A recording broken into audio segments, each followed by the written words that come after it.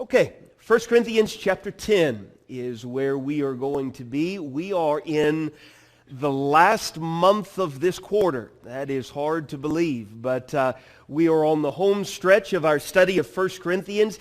If you did not get material that takes us through the rest of this quarter, those will be available up here on the front pew and on the visitors table in the back. We handed out weeks 10, 11, and 12. That will take us through next week and the last 2 weeks of this quarter. And so be sure to get a copy of that. It's a packet of 3 lessons. For our purposes this morning, we are in 1 Corinthians chapter 10. We have repeatedly come back to 1 Corinthians 3, verses 10 and 11, where Paul describes himself as a wise builder, building on the foundation of Jesus Christ, encouraging saints in Corinth to be careful how they build on that foundation. And we've entitled this whole quarter, Saints Under Construction, because these were brothers and sisters in Christ. They were our brethren, and many of them, of course, have gone on to their reward. But we understand there are basic practical lessons here, because we are not perfect just like they were not perfect. We've got progress to make just like they had progress to make. We need to mature just like they needed to mature. And so we've broken this down thematically. We talked in week 1 about how as we build, there must be no divisions among us. We must not go beyond what is written. The church must be kept pure. We must learn to get along. We must use our bodies to glorify God. We must lead the lives that the Lord has assigned. We must guard against pride. And then last week, we must not put obstacles in the way of the gospel. What we have is 1 Corinthians chapter 9. Now in 1 Corinthians chapter 10, we've simply entitled this, we must adamantly avoid idolatry. That's what much of 1 Corinthians chapter 10 is all about.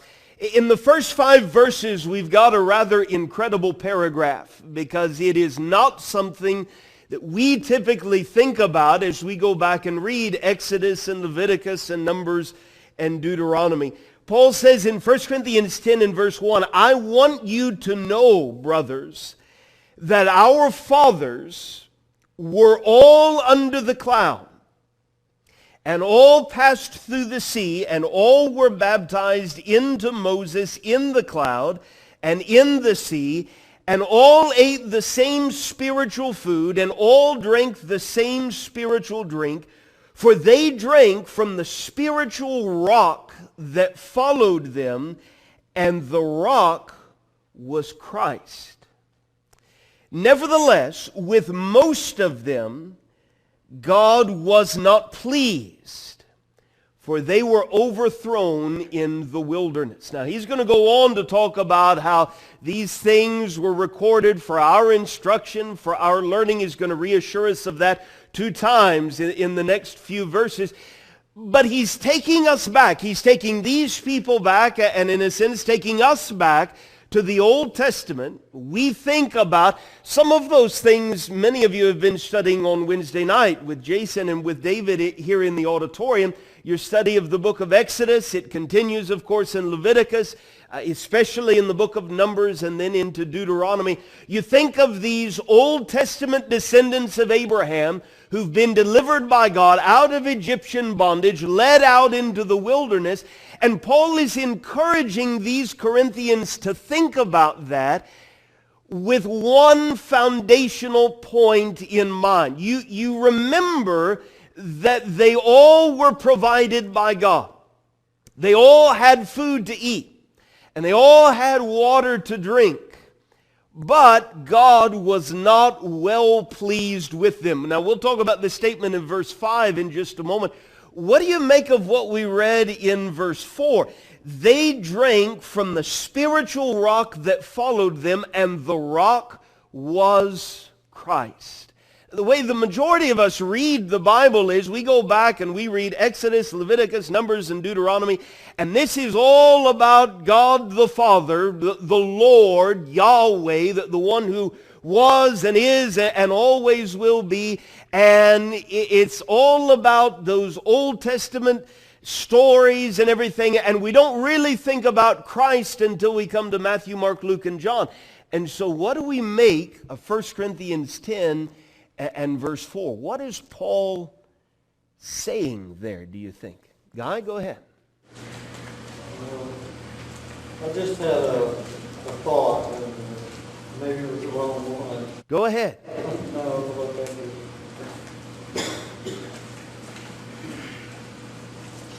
go ahead. Okay. Anybody else? What do you think Paul is saying in verse 4? Gordon? Well, John tells us that in the beginning was the Word, and the Word was with God, and the Word was God. And so it goes on and explains that's Jesus. And so they had the Word of God there in the wilderness. Christ was with them. Yeah. Christ, God the Son. Okay. John chapter 1, like you referenced, certainly gives us the idea Jesus was pre-existent before creation, right? It's not that God went from Genesis to Malachi and then said, okay, I need a new wrinkle on things, and so he created God the Son. John chapter 1 tells us he has always been and always will be. Alan, go ahead. In John chapter 6 and verse 31, he says, our fathers ate manna in the wilderness as it is written. He gave them bread from heaven to eat. Jesus then said to them, truly, truly, I say to you, it was not Moses who gave you the bread from heaven, but my Father gives you the true bread.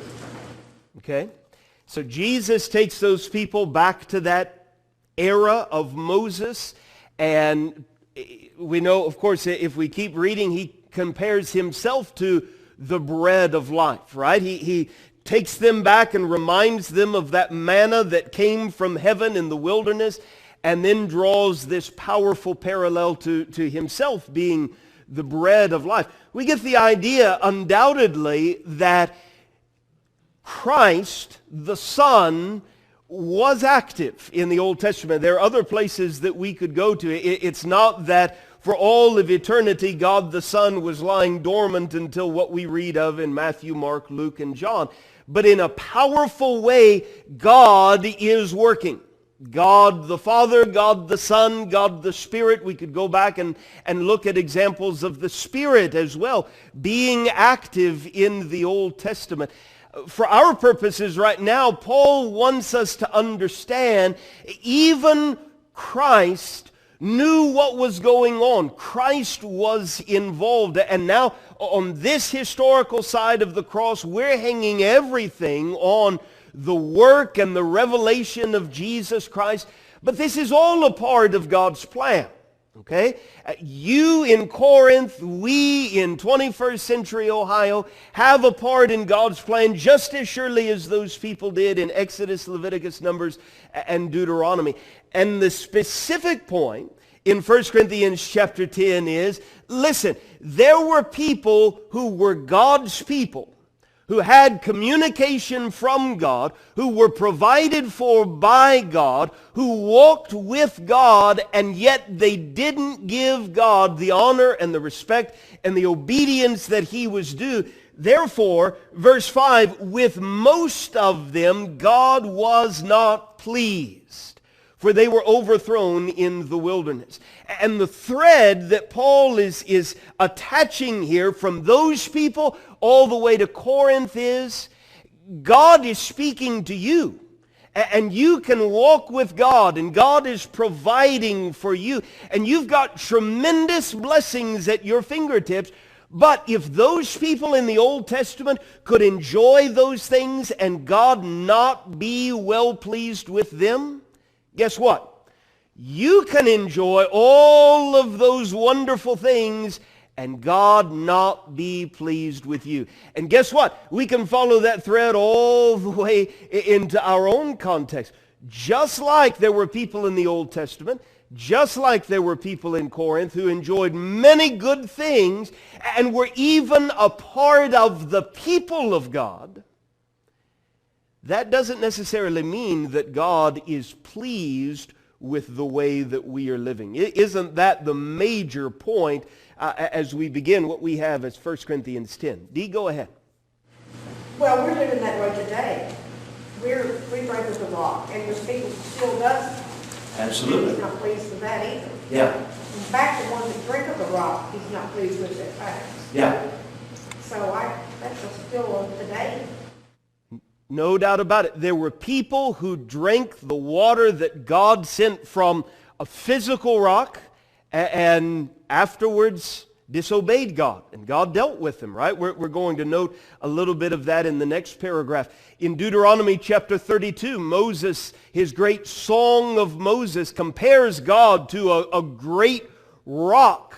But just because God was a rock that these people could build their lives on didn't necessarily mean that they were doing what God would have them to do.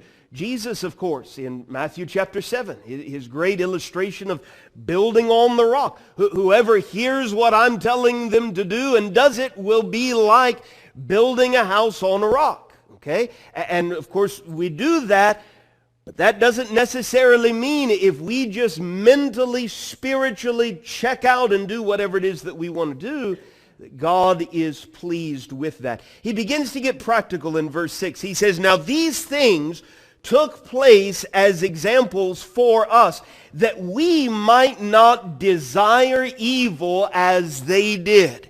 He's going to walk us through several different things. Number one, these people desired evil. There are many examples of that in Exodus, Leviticus, Numbers, and Deuteronomy. We think we could go back if we had the time to Numbers chapter 11, where the beginning of that chapter tells us there was this rabble among the people who had a strong craving for meat. They were not content with the water and the manna that God was providing. And so God causes quail to fall on the ground, feet thick, and they begin to eat it. And Numbers tells us while it was in their very teeth, God sent a plague among them. One of many examples that we could go back and look at. He says in verse 7, do not be idolaters, as some of them were. As it is written, the people sat down to eat and drink and rose up to play. As you read verse 7 as a Bible student, what do you think of from that era, the Old Testament era? Golden calf. Golden calf. Exodus chapter 32. What we're reading, that quote in verse 7, is actually from Exodus 32 and verse 6. The people rose up and began to play around this golden calf. And we know how that turned out. He says in verse 8, we must not indulge in sexual immorality, as some of them did, and 23,000 fell in a single day. It's not hard to go back and find what's being talked about there. Numbers chapter 25, the beginning of the chapter tells us that the people began to whore with the daughters of Moab. And they sacrificed different things to the Moabite gods in connection with sexual immorality with these pagan women of Moab. And God sends a strong plague upon them. Verse 9, we must not put Christ to the test, as some of them did and were destroyed by serpents. Anybody remember what Paul is referencing? Where do we run across serpents in connection with those Old Testament people? Do you remember? Genesis. Numbers. Okay, of course in Genesis we've got the very first instance of the serpent. But what did you say? Numbers. Yeah. What, 20, 21? Numbers 21. Fiery serpents that come down, right? The people are complaining. They say, why did you bring us out of Egypt? Their minds have become very, very, very selective. Their memories are a little twisted, right? They talk about how we had plenty of bread and plenty of vegetables and plenty of meat in Egypt, meat in pots in Egypt. Of course, we go back and read Exodus, and it wasn't quite like that, right? But they say, why didn't you just leave us in Egypt? Why didn't you leave us to die there? Or why didn't you allow us to already die in the wilderness? And God sends these fiery serpents. And God tells Moses to set up that one bronze serpent. Once again, we've got connections there to Jesus. We could go back, if we have time, where Jesus in the Gospels talk about just how Moses set up that bronze serpent in the wilderness, that he himself was going to be raised up on behalf of the people. Paul says they were we must not put Christ to the test as some of them did. Verse 10, we must not grumble as some of them did and were destroyed by the destroyer. Over and over and over again we read about grumbling on behalf of these people. The point is, Paul says, look at what happened. These were God's chosen people. He delivered them. They were separated from bondage. You think about the undercurrents here, the spiritual parallels. These people were separated from bondage in Egypt. Christians in Corinth, separated from bondage. Passing through the water, just like he says in the first few verses, passing through the waters of the Red Sea, versus these people having been separated, liberated from bondage through baptism. God providing innumerable blessings for these people, making sure they had what they needed to thrive. These Old Testament people being brought to a promised land. These people being delivered from bondage into this promised inheritance. But just because God had delivered them didn't mean they could live in whatever way they wanted to live. Okay? This is not a much more modern Calvinistic way of looking at salvation, is it? Calvin doesn't come for 1,500 years after Paul writes this. Okay? Paul doesn't believe once you're delivered, now you live in whatever way you want to live because you're delivered for all time and you're secure. No, there's a life to be lived. A life of holiness and faithfulness to God. A life of being so very thankful for what he has done, but trembling at his holiness. Look at what happened to these people. Now, in verse 11, anytime we run across words like now or therefore or then, after a discourse like this, he's bringing us back out of history and making an application. Now, these things happened to them as an example, but they were written down for our instruction, on whom the end of the ages has come. What do you make of that last phrase? In what way have Christians, in what way has the end of the ages come upon Christians? Guy? I was going to say a few minutes ago that in reading this story many, many times in the past, this is the most ungrateful people. Absolutely. That I think of every story in the Bible, these are the most ungrateful people, and defied God throughout the trial. No doubt. And they ended up being punished. And one of the basic points I think that Paul wants us to see is they didn't get it. But if anybody ought to get it, it is we, Christians, who now live in the age of the fulfillment of God's plan. Right? I mean, these people were recipients of great blessings, but they were living in the very middle of the fulfillment of God's great promises to Abraham. Right? I mean, they're smack dab in the middle of all of it. God comes to Abram and says, I will make you a great nation, and I'll give that nation a land to live in, and through your seed, all of the nations of the earth will be blessed. Okay, they're right in the middle of all of that just beginning to come to pass. Paul would have us to understand that has happened. What was unfolding in the days of these people, we live in the age of the fulfillment of that. We live in the age where all of these prophets of God longed to see how all of this was going to work out.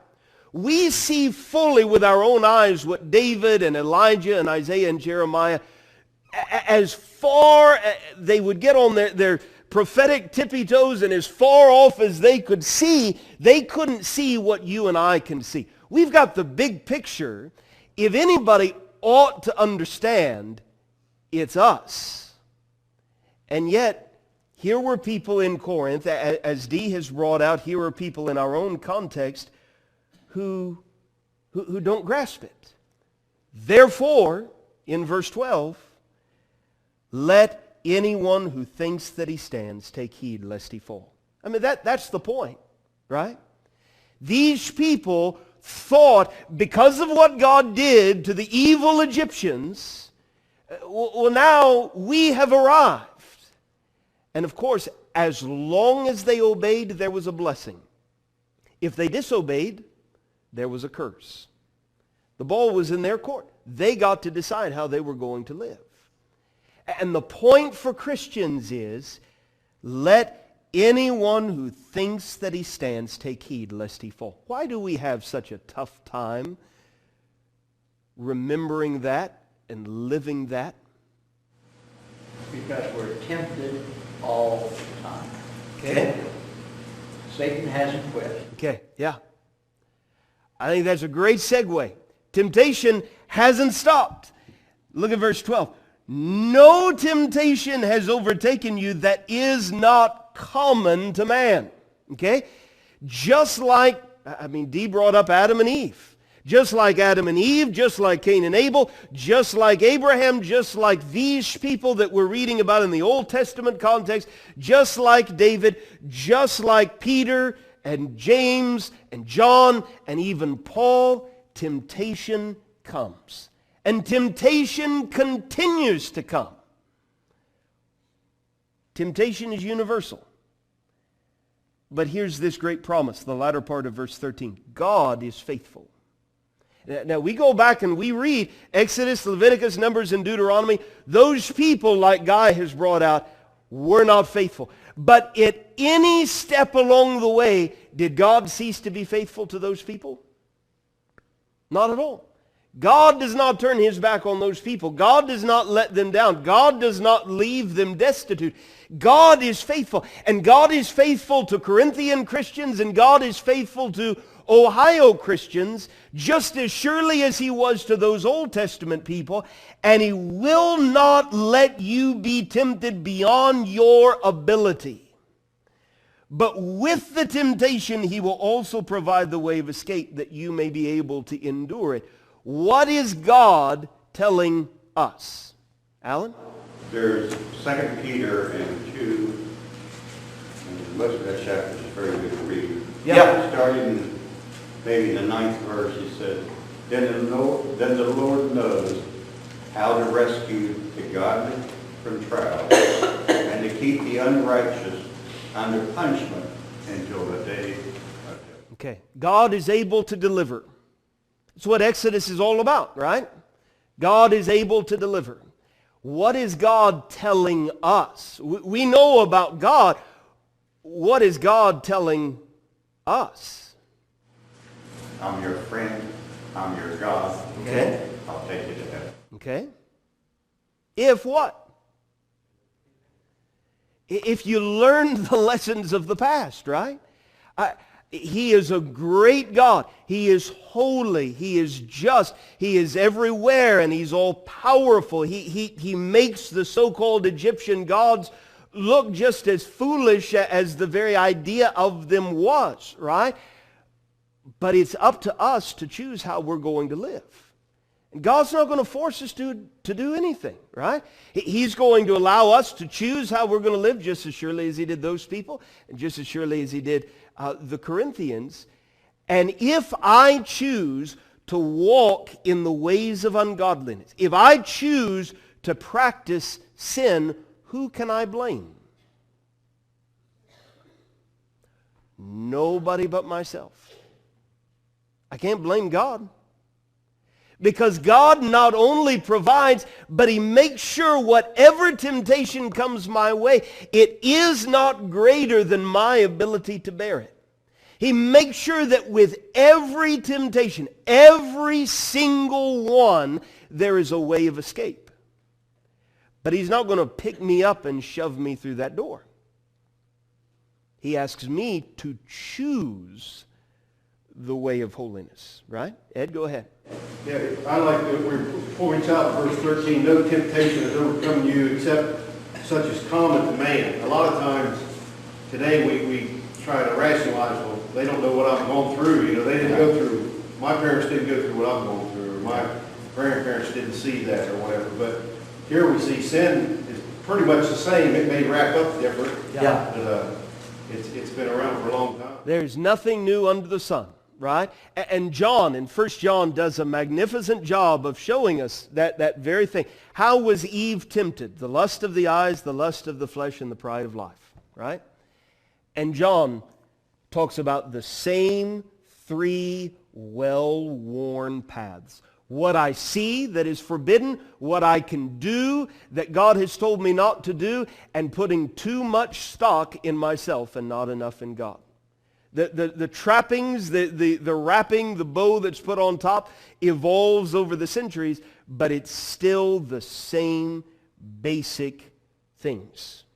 Therefore, he says in verse 14, my beloved, flee from idolatry. At its root, this is all about putting something in front of God, right? That's idolatry. Taking God out of the position of prominence and putting something else that I'm going to worship or myself in that place, right? Whatever you want to talk about with those Old Testament people, in one way or another, it was idolatry. The only instance of idolatry wasn't the constructing of that golden calf. It was, we think our time in Egypt was better than this. Therefore, why didn't you just leave us alone? We think our masters in Egypt were better than the master you have set over us now. Let's kill Moses and go back to Egypt. Or in Corinth, any number of different things that we've talked about over the course of these first 9 chapters that's going on, where I put myself or something else in the position of prominence. Paul says, recognize idolatry, turn around, and run. And as you're running, run some more. It is a vivid Greek word that is in the present active tense that means run and keep on running and don't stop running. Flee from idolatry. I speak as to sensible people. That's a theological way of saying you know better, right? You know what I'm saying is true. Judge for yourselves what I say. The cup of blessing that we bless, is it not a participation in the blood of Christ? The bread that we break, is it not a participation in the blood of Christ? Because there is one bread, we who are many are one body, for we all partake of the one bread. Consider the people of Israel. Are not those who eat the sacrifices participants in the altar? What do I imply then? That food offered to idols is anything, or that an idol is anything? No. He went back in chapter 8 and established the fact idols aren't anything. No, I imply that what pagans sacrifice, they offer to demons and not to God. I do not want you to be participants with demons. You cannot drink the cup of the Lord and the cup of demons. You cannot partake of the table of the Lord and the table of demons. Shall we provoke the Lord to jealousy? Those Old Testament people provoked Christ to jealousy, right? They put him to the test. Are we stronger than he? Look at how, just like Ed has brought up, there is nothing new under the sun. God has delivered you. He has provided for you. He has revealed himself as holy, and he wants you to be holy. But you've got a choice as to how you're going to live in Corinth. And if you try and have one foot in the Corinthian culture and one foot in the world, or one foot in the kingdom, it's not going to go any better for you than it did for those Old Testament people in the wilderness. All things are lawful, but not all things are helpful. Paul, we've already talked about the context of that, right? That the food these people would eat was to be eaten with thanksgiving. The food that was offered, an idol is no such thing. Whether I eat or I do not, he has developed already, doesn't commend me to God. All things are lawful, but not all things build up. And so now in verse 24, we're going to continue or return to the thread that began in verse 8. It's not about me. It's first about God, and then it's about other people ahead of me. Let no one seek his own good, but the good of his neighbor. You eat whatever is sold in the meat market without raising any question on the ground of conscience. Why? The earth is the Lord's and the fullness thereof. God created the earth. He has provided food. Eat the food, understanding that an idol is no such thing. But in verse 27, if one of the unbelievers invites you to dinner and you are disposed to go, eat whatever is set before you without raising any question on the ground of conscience. But if someone says to you, this has been offered in sacrifice, don't eat it. For the sake of the one who informed you and for the sake of conscience. I do not mean your conscience, but his. For why should my liberty be determined by someone else's conscience? If I partake with thankfulness, why am I denounced because of that for which I give thanks? What he wants to make sure these people do not do is give the impression you can worship a pagan idol, and I can go along with that as if it's not a big deal. If it's food and there isn't any connection whatsoever to an idol, eat it. God provided it. But if in any way there is some way that it can be conceived that you're going along with idolatry and paganism and the worship of demons, you be holy. You be distinct. You be set apart as God is holy. Finally, verse 31, let's wrap it up. Whether you eat or drink or whatever you do, do all to the glory of God. That has been the point in chapter 8, 9, 10, and it's going to continue to be the point. It's not about you. Give no offense to Jews or to Greeks or to the church of God, just as I try to please everyone in everything I do, not seeking my own advantage, but that of many, that they may be saved. Be imitators of me as I am of Christ. Thank you for being here this morning. Lord willing, next Sunday morning we will be in chapter 11. If you did not get material that takes us through the rest of this quarter, that's available up here on the front pew. Please be sure to get a copy of that. Thank you for being here.